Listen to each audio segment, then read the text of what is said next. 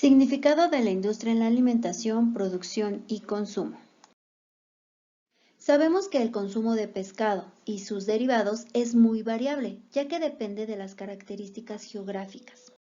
Sabemos que aporta el 21% de la proteína animal ingerida. Pescados y derivados son alimentos que constituyen una importante fuente nutricional de acuerdo a su valor proteico, que es de alta calidad. Tienen presentes ácidos grasos esenciales como omega 3 y omega 6. Además, contienen vitaminas liposolubles y minerales. Consumo y producción a nivel mundial. La producción anual es de 167.2 millones de toneladas, donde el país con mayor producción y exportación es China y con un mayor consumo del 88%. El consumo per cápita es un máximo de 20 kilogramos por persona hasta el 2015.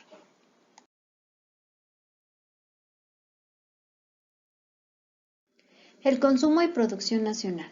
A partir del 2018, México es el segundo productor a nivel continente con 220.000 toneladas, por debajo de Brasil con 225.000 toneladas.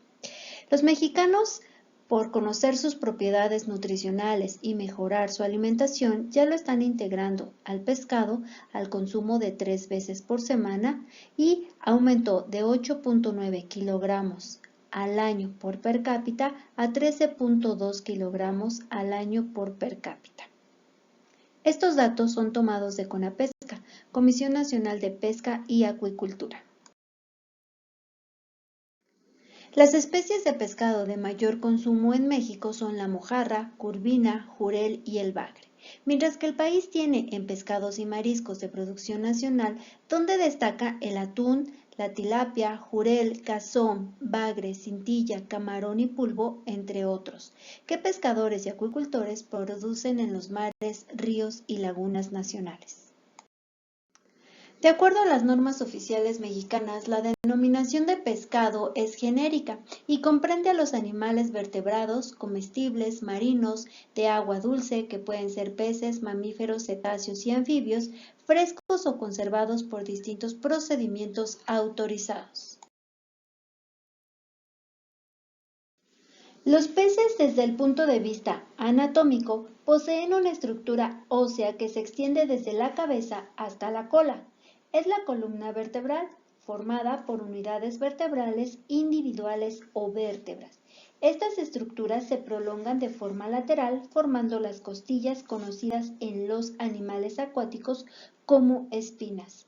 Estas espinas cobran una gran importancia en el momento que se procesa el pescado, ya que son elementos indeseables a la hora de presentar el producto al consumidor. Como lo podemos observar en la figura, la estructura externa del pez, con especial importancia en los distintos tipos de aleta, las cuales en muchos casos son elementos destinados al consumo. En este esquema general podemos apreciar las partes externas del pez, empezando por la cabeza, que es la tapa branquial, línea lateral, aleta dorsal, aleta adiposa, aleta caudal, también la aleta anal y las pélvicas y las pectorales.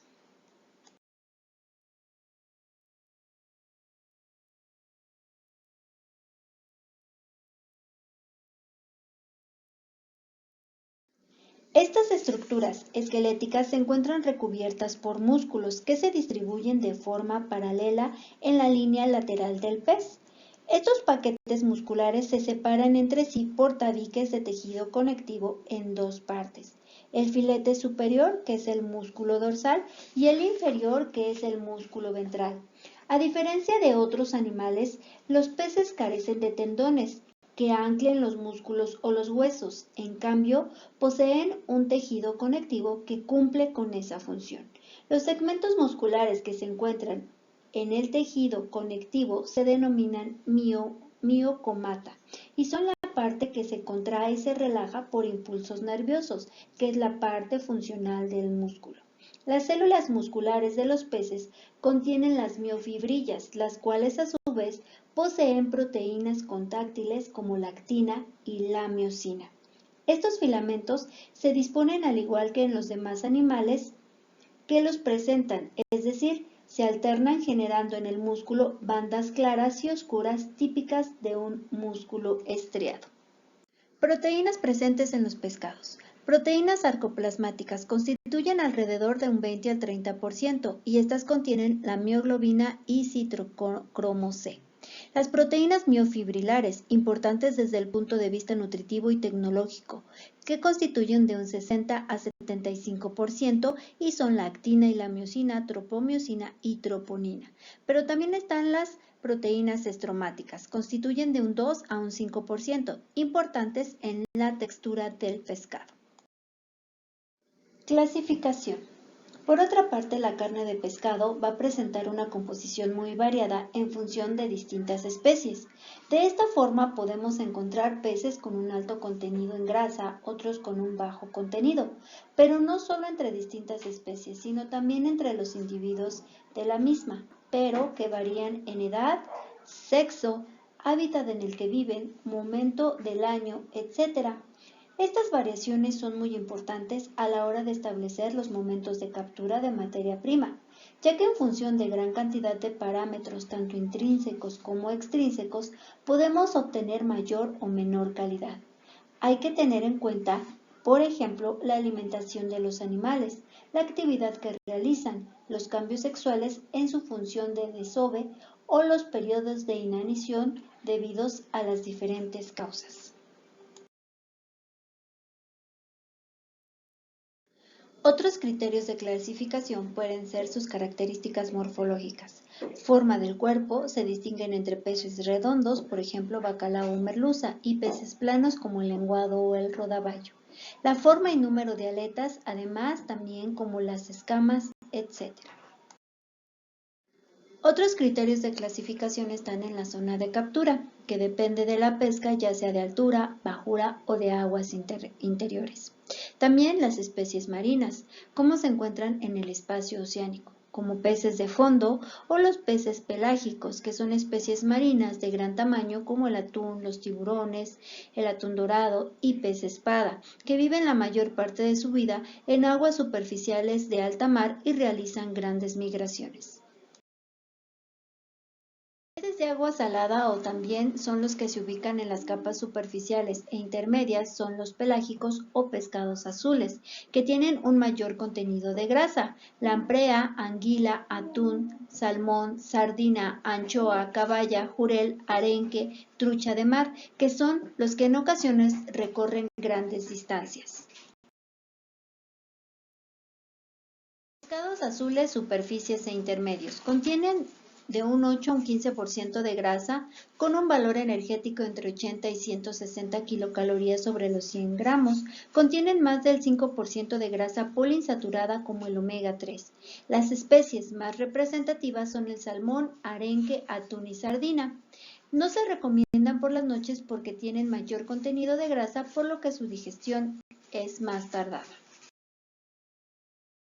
Peces de agua salada son los que están cerca del fondo. En aguas continentales son los peces demersales o blancos, como el bacalao, róbalo, marlin y mariscos como camarones, ostiones, almejas y cangrejas, así como también el lirio, la merluza, el rapé, la raya, el roballo y cabracho.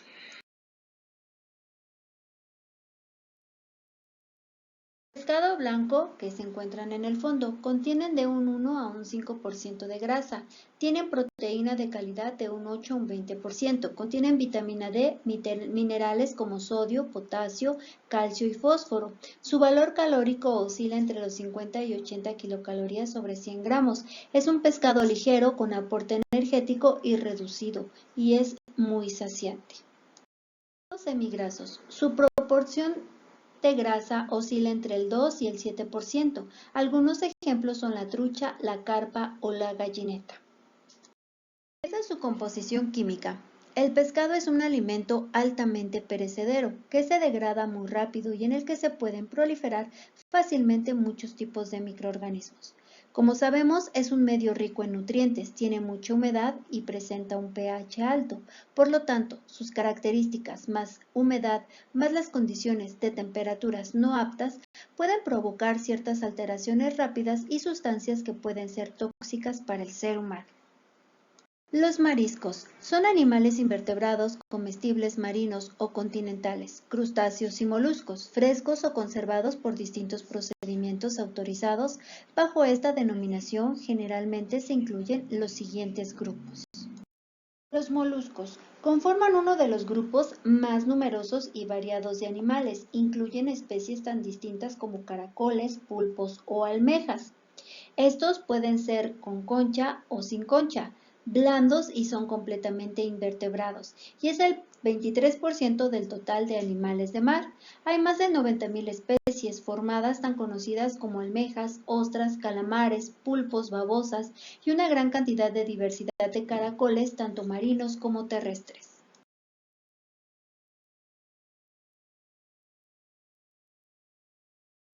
Estructura anatómica muy variada. Poseen tres características principales que los hace diferenciar entre otros animales. El manto es una pared dorsal que cubre las vísceras del animal. En algunos casos secreta carbonato cálcico para formar la denominada concha. La rádula es un órgano que los moluscos utilizan para su alimentación. Esta posee una morfología parecida a la de la lengua. Está repleta de dientes pequeños y se utiliza para rasgar o cortar los alimentos antes de engullirlos. En algunos casos se ha especializado tanto que incluso es capaz de atravesar estructuras muy resistentes como conchas o de inyectar veneno. Y el sistema nervioso, que es muy peculiar. Otra de las estructuras fundamentales es el pie, adaptado de forma diferente dependiendo del grupo de los moluscos. A diferencia del grupo de los peces, como ya lo hemos mencionado anteriormente, los moluscos presentan distintos grupos que son muy diferentes desde el punto de vista anatómico y estructural. Se distinguen los bivalvos.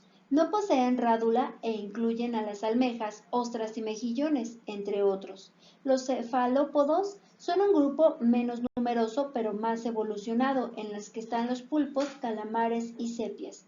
Los gasterópodos, que se suponen el 80% de los moluscos y comprenden los caracoles y las babosas.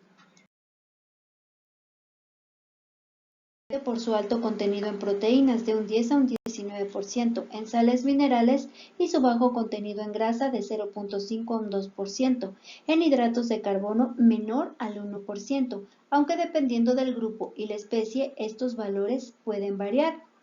Al igual que ocurría en el grupo de los peces, los moluscos también tienen una serie de partes interesantes para su consumo. Los crustáceos son el grupo de animales marinos más importantes debido a la actividad económica que generan y su valor gastronómico. Presentan una diversidad en cuanto a su morfología muy amplia, con especies que van desde tamaños microscópicos hasta algunos que pueden llegar a medir como 4 metros en el caso del cangrejo japonés, Macrocheira camenferi.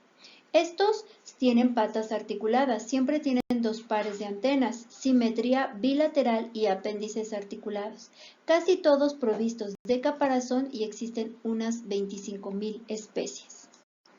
Estos animales, para poder crecer, tienen que cambiar su cutícula periódicamente, ya que al poseer un exoesqueleto tan duro, el crecimiento del cuerpo puede suponer un problema.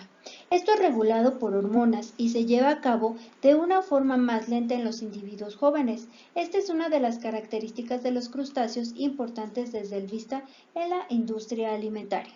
Algunos crustáceos son langostas, cangrejos, cochinillas, percebes, pulgas de agua, camarón, entre otros.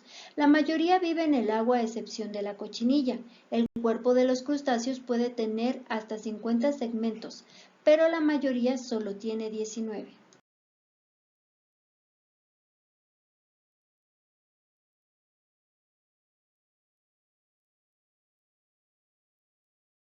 En todo el mundo, los crustáceos que son más populares, camarones, cangrejos y langostas. Además, son fuente de comida para los animales marinos de todos tamaños y formas.